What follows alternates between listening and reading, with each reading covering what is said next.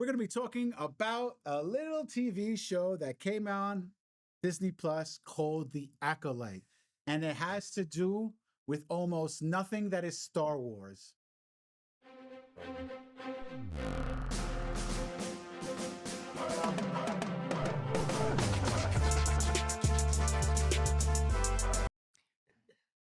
And that's the review right there. I think so, because okay, guys, I'm looking at you guys, okay? Looking at you guys.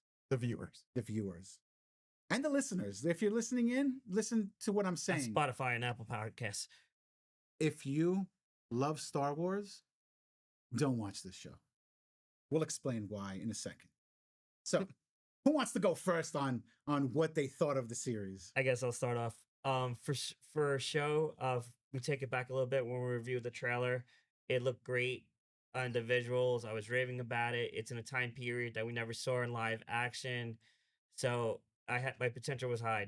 However, with the execution, they just didn't know which way to go. The direction was all over the place. There were certain episodes that were good. There were certain episodes that were, eh. The visuals were amazing. The Jedi fights were good. The villain, or maybe not so villain, anti-hero at times. The finale just was a head scratcher. Didn't answer any questions. Season 2, we don't even know if that's even happening, with like a lot of Disney projects getting canceled. But overall, I felt a bit let down, because I probably was the most hopeful out of all of us with the show. It did have its positives and its negatives, but I don't know. I mean, I disagree with you that it was. I mean, it is Star Wars, but not. You want to take it from here? Yeah, I'll take it from here. Okay, so listen. Here's my issue. I don't normally jot down notes when I'm watching a TV show. I just, off the cuff, we talk about this and I tell you my feelings, right? But this show, after the 3rd episode, I realized that was so bad, in my opinion, because like pancakes, I was very hopeful about this TV show. Yes, sir. Yes, sir. So in the beginning, I was like, okay, they're making it more feudal Japan-like, with like a samurai type deal, going back to basics. Did they, though? And that's what I'm saying. That's what it felt like. But here's the thing. Here's a couple of things that I jotted down as I was watching the TV show. Bad writing. And it was so bad, I felt like a middle school wrote it. There were a couple of cheap thrills here and there. There's a lot of back and forth between May and Osha, right? What else? The only good part about this show was Soul, but they ruined it by destroying his character at the end. Let's see. The fight scenes were good, and I still don't understand why that beaver type dude did what he did. Other than that, Johnny 64, tell us what you think. I'm gonna be honest. I didn't even finish watching this show. I couldn't. Why is that? I just couldn't do it. It just was so. To me, it was almost like, you think this show just had bad writing, or like a middle school wrote it. Yeah. I feel like somebody put in ChatGPT, write me like some sort of spinoff for a Star Wars show, and whatever ChatGPT spat out and AI spat out, that's what they went with, because it all felt so generic. Like anything like you're not a fan of in Star Wars, like this show will have it. you know, and it just, everything felt like the same. It felt generic. Everything felt like boring. It, like, nothing hooked me. I didn't care for the characters. I certainly didn't care for the main character, and I guess the twin, which is like she was like her own antagonist. Well, not her own antagonist, but like her twin was the antagonist. Shine May. I don't know. I didn't. It was just like, okay, we're the way that even the show the way the show starts off, we're like, okay, we're in another bar, which might as well be a Tatooine bar. there are aliens. There's other species. There's a mysterious hooded robed character coming up and challenging somebody else to a fight in said bar, and she ends up having this crazy power, and here we go again.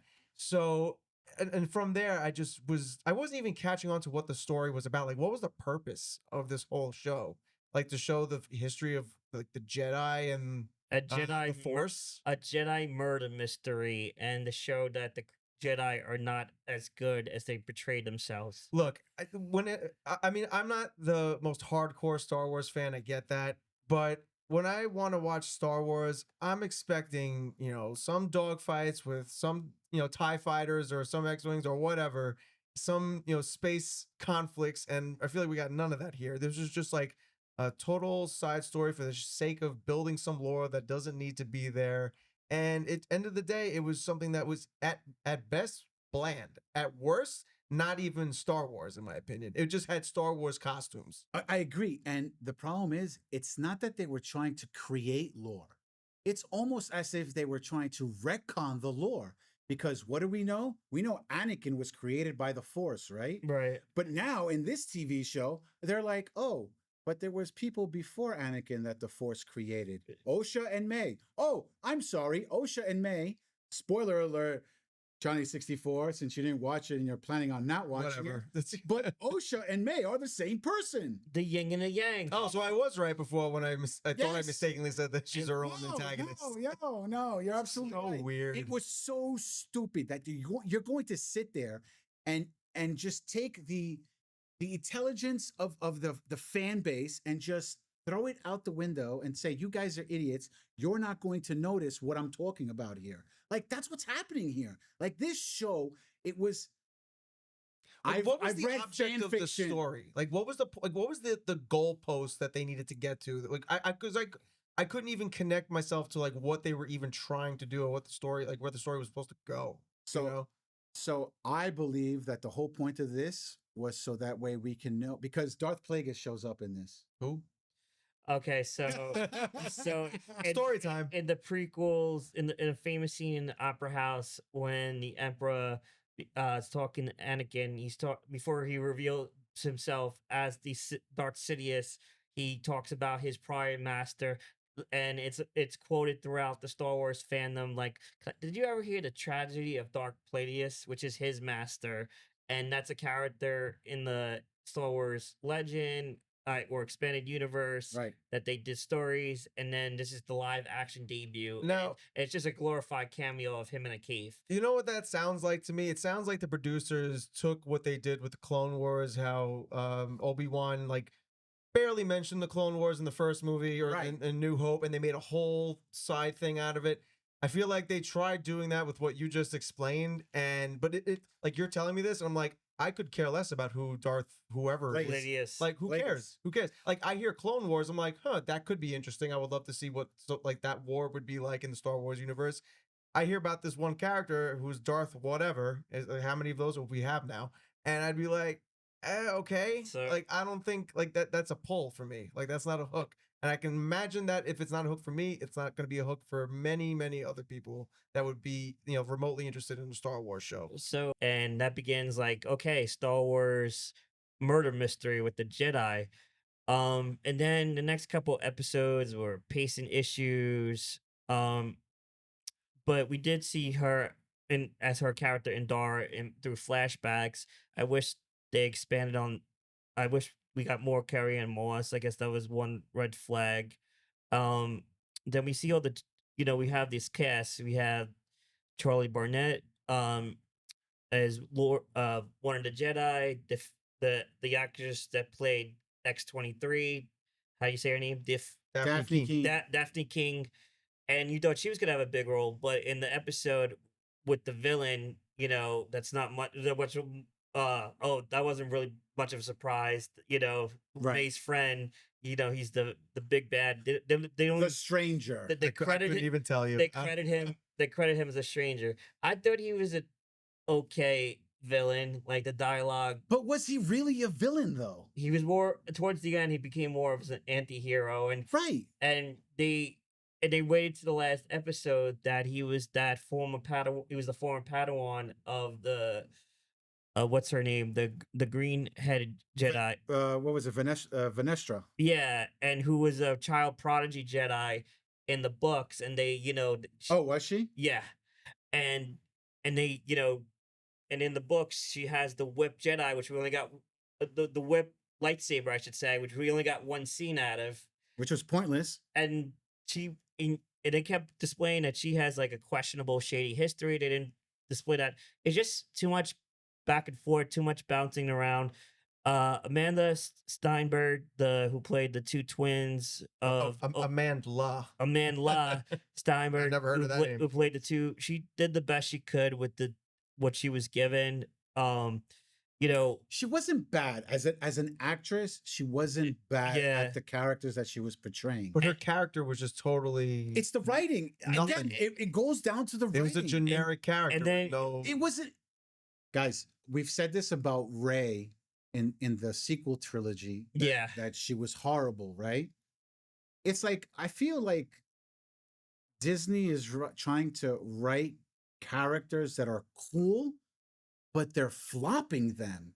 Like the idea of her being something like that, okay, cool, but good, make a good story You know, She out doesn't of it. stand out. She's a No. total cookie cutter. Like she might as well have been a Yeah. side character and not the Yeah, main character. yeah. You know what I what? mean? You know what they might have tried to do, which probably hurt the writing so much. Trying to make the show like be hip and appealing, not to Star Wars fans. Like at the end of one episode, you probably didn't get this far. Like instead of the usual music you would hear at the end of a Star Wars, there was like a R&B pop song. Yeah, what the fuck?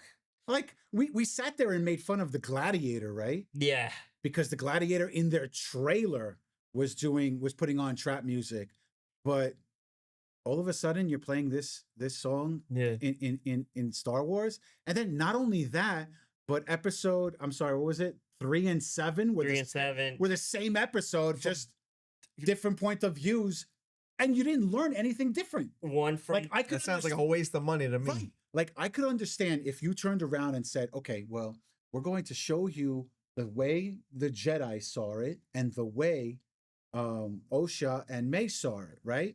The problem is, it was the same story, and you learned nothing new about it. So they just wasted our hour, not even hour, what, 35 minutes of watching that, and make you feel like, didn't I just watch this episode? So with the stranger played by Manny Jacinto, he was on the Good Place. He did the best he could. I thought his acting was pretty solid. And he was jacked. He was jacked. He got it. was, He got the training he must have undergone. I'm sure there was stunt doubles, but his lightsaber work with Soul was one of the few highlights of the show. That he was, and the episode where he's the one scene before he even got to slaughtering the Jedi, where you see a team of Jedi, the lightsabers in hand, ready to go at him, and he just force blasts them back, and you see the dirt and the sand blast. And then he takes them down one by one, and the few Jedis that left. I mean, he snapped the dude's neck. He killed X-23. You know, I thought Checky. yeah, like okay, you killed too many characters. We got the point, but also his relation, and then May and Osha flip flop from dark and light. Right. So I kept confusing their characters like it took me like a second to even realize that like, oh, there's a different, like I didn't realize until one ran into the other in the street in that one scene that I was like, oh, there's two of them. Okay. Because I wasn't even following that. Like some scenes were on one twin and the other Right, scenes were on the right. other twin. I was just like, I couldn't even follow. and I know I'm sounding all over the place like the show was.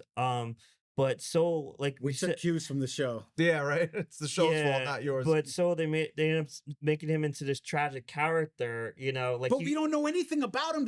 How are you making somebody a tragic character? all we know is that he, you know, the Jedi intervened, which they felt right, but in the reality was wrong. They intervened in a culture, and you know, children, because they felt like the Force was being wronged by that group of witches, and Okay. I want to bring up something that you brought up before. Go The ahead. fight scenes and the lightsaber fights and everything like that. yeah, Listen. These lightsaber battles were pretty good. they were insanely good. But here's my issue with them. We all know that a Wookiee is stronger than a human, right? Since when can a Wookiee with a lightsaber be stopped by a one-handed Jedi? That's impossible. Mind control, she's very good. Stop. Jedi Stop. Matrix. Look, Now you're defending it. Now you're part of the middle school writers of the show.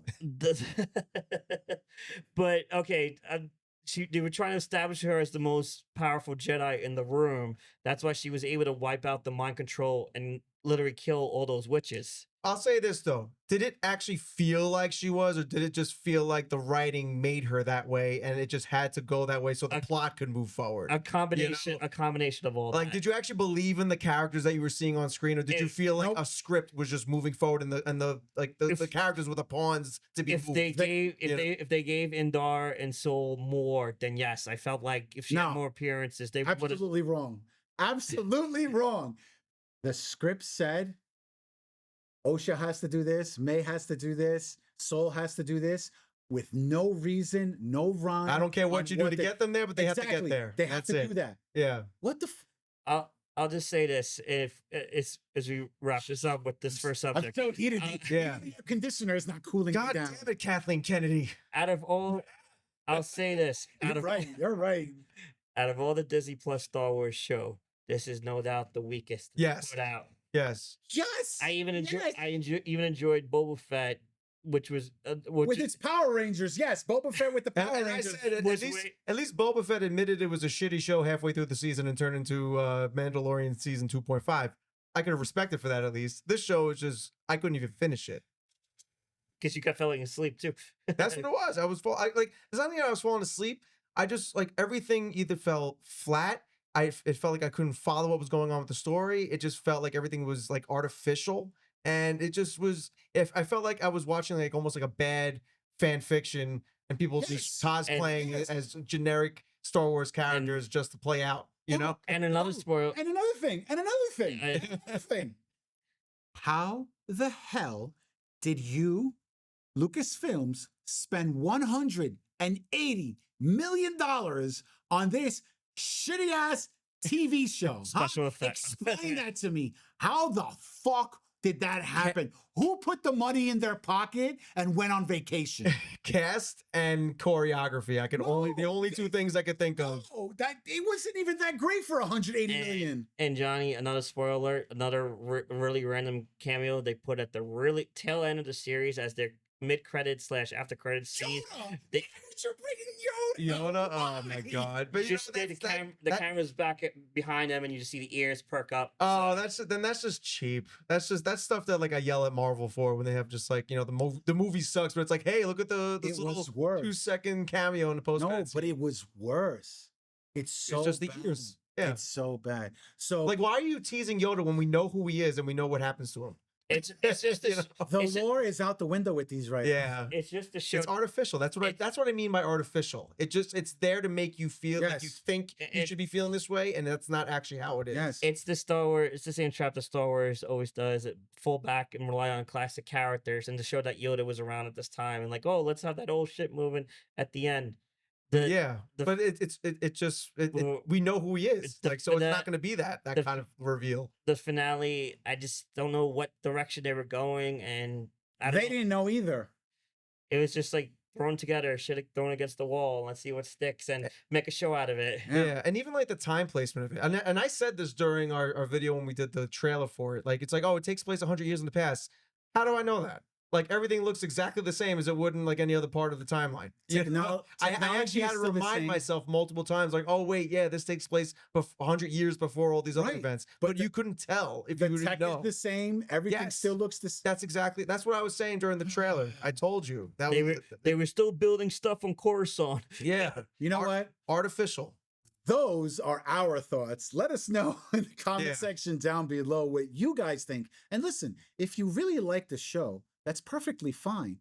But at least explain to us why you felt like the show was great. Because this one fell asleep and Pancakes liked it. So, you know. Well, mixed bag. Mixed bag. So let us know in the comment section down below. You know, I went into that review like just not caring for the show, and we just left this review. I actively hate it now. Yeah, no, I hate it. I hate it. Moving on. I'm like mad at the show now.